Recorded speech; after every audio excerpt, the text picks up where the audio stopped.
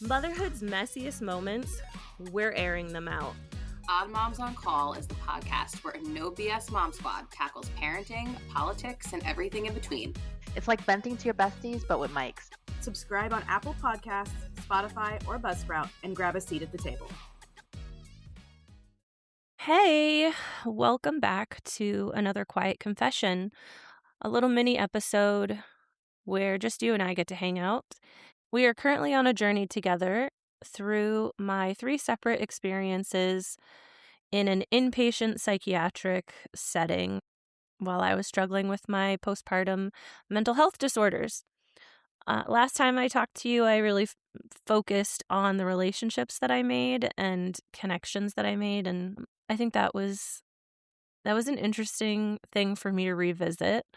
There's definitely other little instances, and I'm sure they'll pop up here and there as we go along, but I'm going to kind of jump back into the timeline a little bit. I'm fast forwarding and condensing as much as I can, and maybe I'll come back and talk about other things, but I wanted to focus today on my experience with the Zulresso infusion, otherwise known as Brexanolone. At the time, in 2022, it was the only FDA-approved treatment specifically for postpartum depression.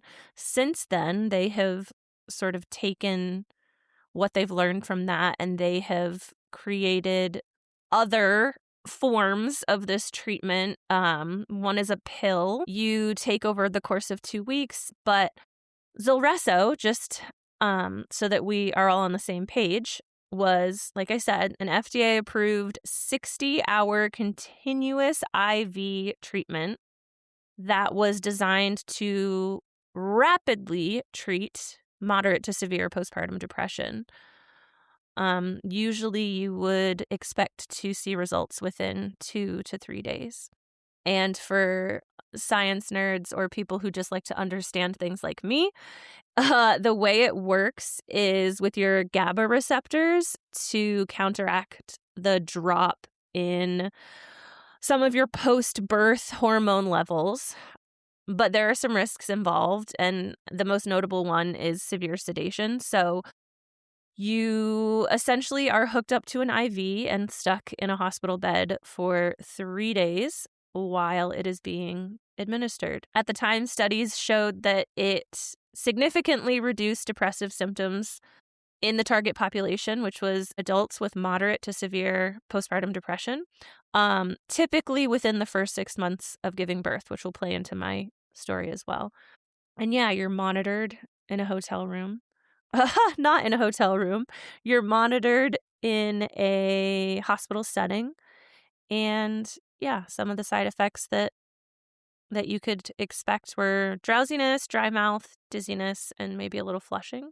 In how that relates to my story, I had known about Zulresso months before I ever found out that I would be receiving it. In my OCD spirals late into the nights and early mornings, prior to even my first hospitalization, I was Googling every treatment there was for postpartum mental health disorders. And at the time, I didn't know the wide variety of postpartum and perinatal mental health disorders. I just kind of was familiar with postpartum depression and postpartum anxiety. And early on in my experience, I was being told that I was experiencing severe postpartum anxiety. So, like I said, when things were getting really bad, I was looking into different inpatient programs, and I also found Zulresso. And I kind of became convinced and slowly over time latched more onto the idea that this would be the miracle drug that would cure me of everything that was going on with me. It would make the nausea stop. It would make the constant intrusive thoughts stop. It would make all of the suffering that I was going through physically and mentally every day, it would just magically make it stop.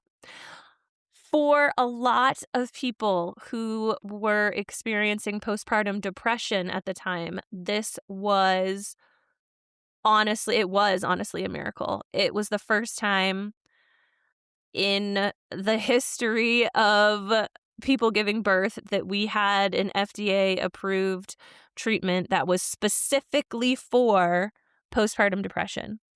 I learned at UNC that it wasn't necessarily targeted toward anxiety, but it could have some positive effects on that as well, because a lot of the time postpartum depression and anxiety work in tandem.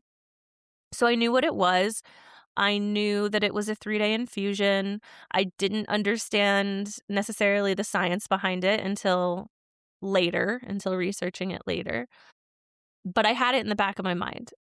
So even at my first hospitalization in Vermont, in southern Vermont, I had written about it in my journal. I'm like, I wonder if Zulresso is the answer to this, or if I can just beat this on my own. Zulresso came up almost immediately when I first started my journey at UNC. And it was interesting. It came up through the psychiatrists and the doctors that I was working with, but it also came up from the other moms in the perinatal unit. Apparently, because it was so new at the time, so this was November of 2022, UNC was really kind of like a trial area. Like, they were really, really at the forefront of trying this out on their postpartum mental health patients. And so several of the other moms that I had talked to had been spoken to about Zulresso. And I can't remember for sure, but I think one of them had tried it, but had like only a moment, like a little bit of relief for a little while, and then was back for recurring symptoms. But it was interesting. I do remember one of the other moms saying, like, yeah, they really push Brexanolone. I think they're trialing it here. So I don't know, maybe you'd be a good candidate. I latched onto anything and everything that I thought would help me. And so when my doctors brought it up in our daily meetings, I was like, yes, please, please, please, please. And it kind of became a waiting game. It was like they had to talk to my insurance and they had to see if I would be a good candidate. And because I was approaching the 6-month postpartum point, because I had my daughter in June, would I still be eligible?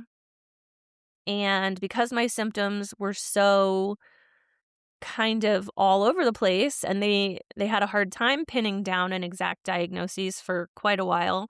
They were like, would this even be helpful at all? But I do remember one of the doctors just, I don't know, she seemed sort of dead set, like, we're going to get this to happen for you. And I was happy about that. I wanted that because we'll go back to my magical thinking. I thought that this was why I was in North Carolina, why I was at this hospital, why I had these doctors, that I needed Zulresso and that it was going to fix everything. Before we could even get there, there were weeks in between. So I was still doing the regular, like, everyday monotony that we've talked about, meeting with the doctors, meeting with the therapists, meeting with the OTs, doing all the things that I was supposed to do, trying to eat as best as I could, and just following a routine while I was in this limbo of, am I getting Zulresso? Am I not getting Zulresso? And there was like 2 days in which it really was a question of, is my insurance going to approve this or not? And the doctor that I was working with even went so far to say, like, if your insurance doesn't approve this, it can work together because we're also doing a research study. It just means that the process would look a little different. Like, you'd have to wear electrodes and we'd have to monitor brain activity and you'd have to like fill out these assessments and all of this stuff. And I was like, I don't care. I'll do all of it. So there was like 1 or 2 days where I was like, okay, is my insurance going to approve this, or am I going to be part of a research study? And for someone who has really high health anxiety and who knew what Zulresso was supposed to do, but not how it worked or what I was actually putting in my body, I didn't care. I was gung-ho. I was like, just give it to me, please. And it was evening time. It was right around dinner time, and a nurse at the nurse's station stopped me, and she said, I just got a call. They told me to let you know that your insurance approved the Zulresso infusion, so you will be starting that next week. And this was midweek, so I still had like a week to wait before I could do it. But I got so excited. I asked the nurse if I could hug her. I felt like this overwhelming sense of relief and joy. It was fleeting. Like it kind of like overtook my body, and then everything kind of like set back in again because I didn't really have control over my symptoms. But for that moment, I had hope. I was like, this is it. And I called my family, I called my husband to let them know, and we had a plan. So the plan was, obviously I still had to wait until everything was set, but my husband would fly down and spend those 3 days with me while I was hooked up to an IV and couldn't go anywhere. And then if the treatment worked, I would be discharged. So first I would be discharged from the psychiatric unit into a different unit of the hospital to receive the infusion. If the infusion worked, I would be totally discharged and I would be able to fly home. We decided we would take an extra day and spend a day in the hotel in North Carolina just to kind of like slow down a little bit. If it didn't work and I was still experiencing the same level of symptoms, then I would be readmitted back into the perinatal psychiatric inpatient unit. So our backup plan was my husband would come down, and if it didn't work, he would fly home. And then whenever I was able to be discharged for real, my mom would fly down and take me home. Because we didn't know how long. It could be days, it could be weeks, it could have been months. We had no idea. None of this had a timeline. That was, I think, what was most, that was the most disheartening thief of hope possible. Like, you can't imagine just being told, we don't know when this is going to stop, but it will stop. I got to the point where I didn't believe them that it would stop. But regardless, we're talking about Zulresso today. So as the time approached and as we were waiting, like I said, I was still attending all of my therapies and all of my groups. I do recall as we were like getting into the end of November and the beginning of December, things shifted to like Christmas. I do remember OT got permission to take us down to their little kitchen, and we made Christmas cookies and we shared them with the other gentle crisis patients. And that was kind of a really cool moment because it was right before I was supposed to start my Zulresso infusion. So it was kind of like in my eyes, it was my goodbye to the unit and to everyone. And I shared my cookies and yeah. And I remember everyone that I had sort of formed a connection with was so kind. Even people that I didn't form like a close connection with. It was the night before and even the morning of. And people were telling me, you've got this. This is going to work. You are going to go home. You've been here so long. Like, you are a good mom. You're going to go home to your kids.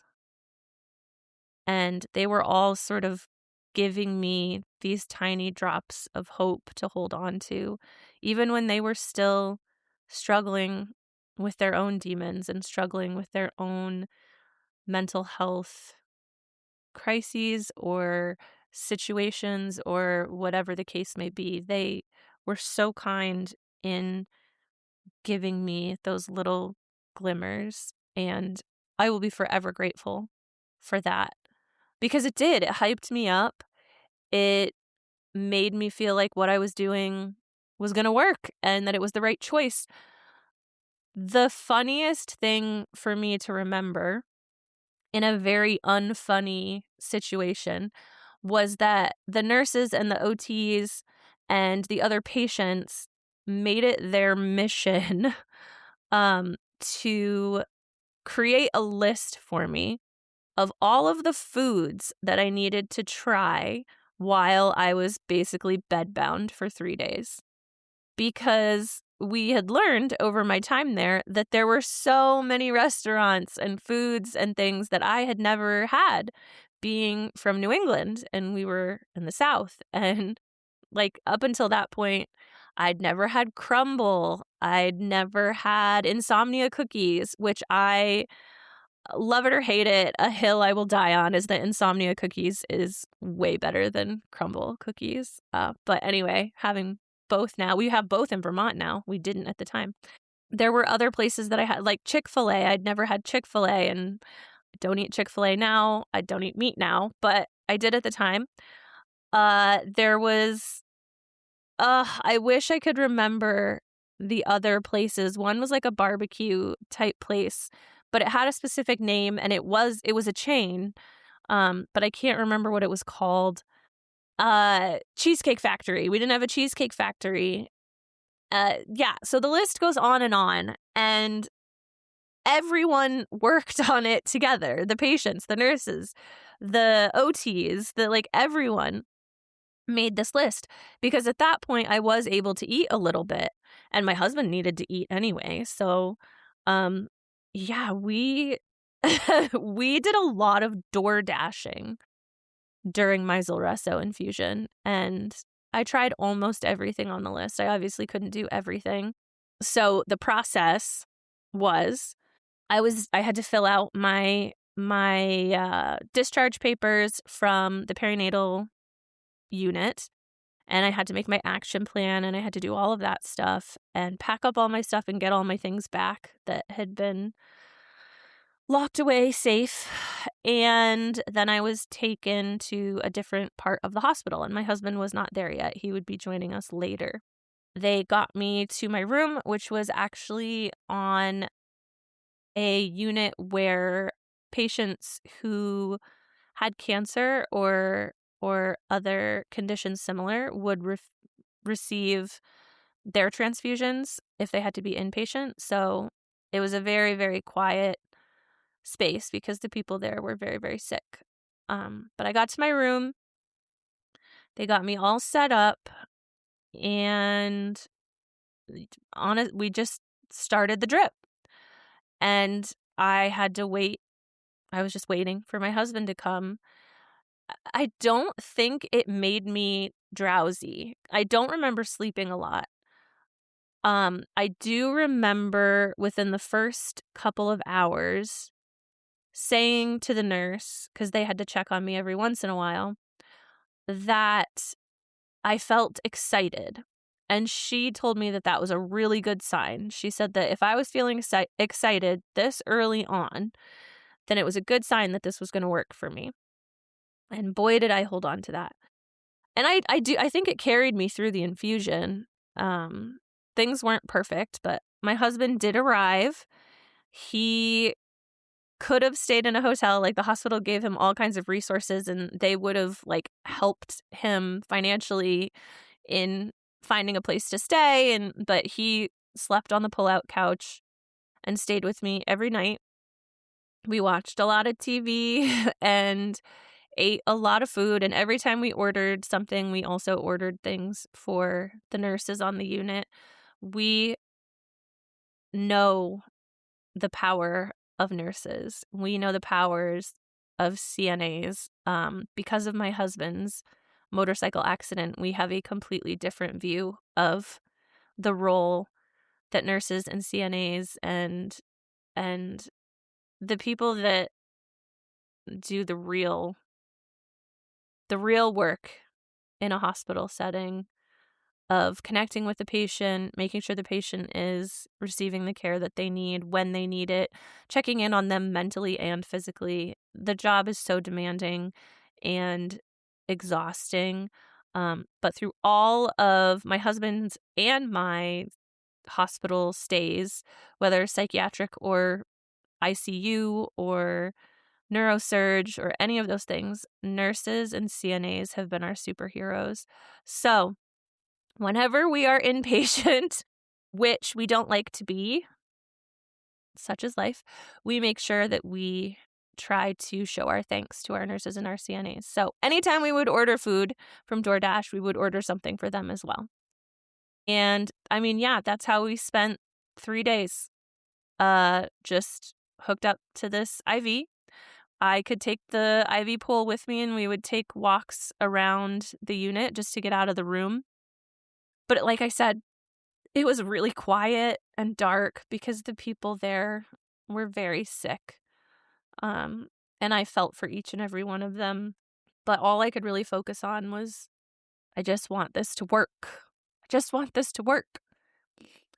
After the 3rd day, my doctors from the perinatal unit came and checked with me.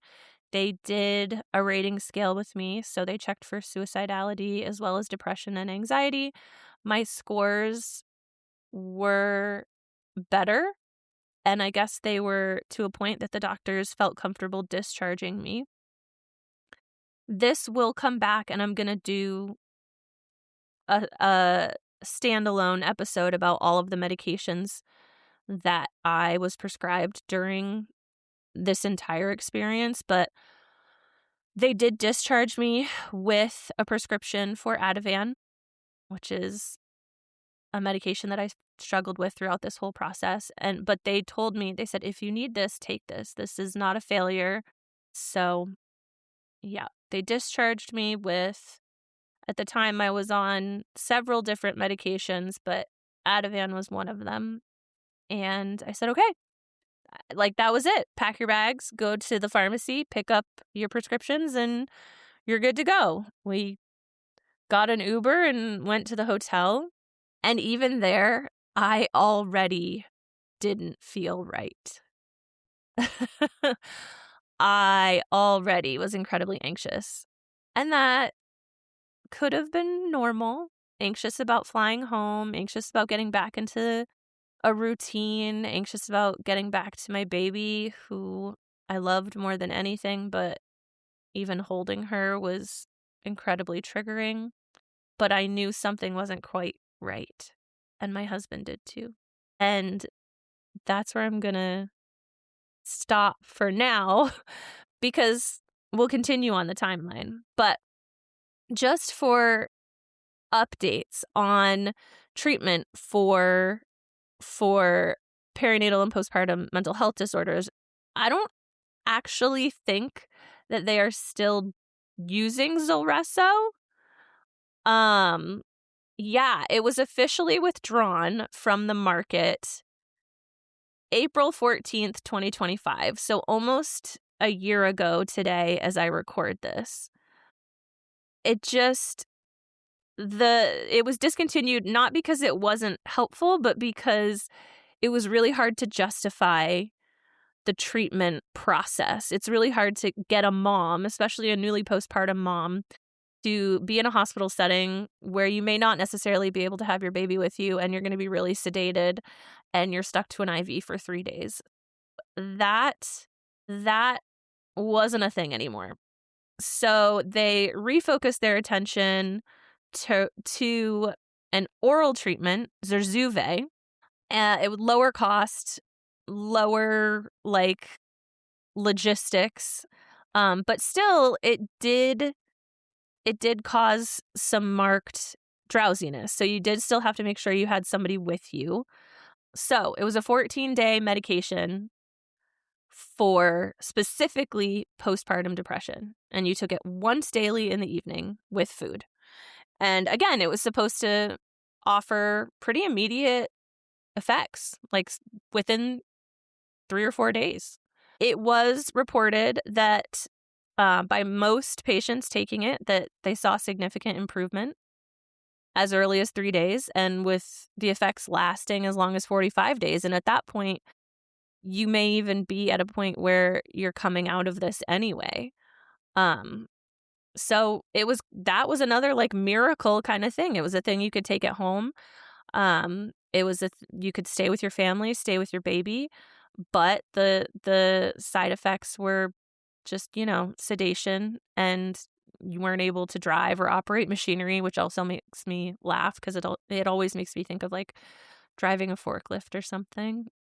And most insurance companies covered it. So it seems like Zulresso is still what they are marketing for postpartum depression treatment. And yes, it's a 14-day thing, but you can start seeing results in 3 days, which is incredible. And the fact that it took until 2025 or 2022, if you count Brexanolone, Zulresso, to start mass producing a treatment specifically for birthing people experiencing one of the most common complications of childbirth, and one of the leading causes of death postpartum, postpartum mental health disorders and suicidal tendencies. It still blows my mind, but it also doesn't because of the world we live in.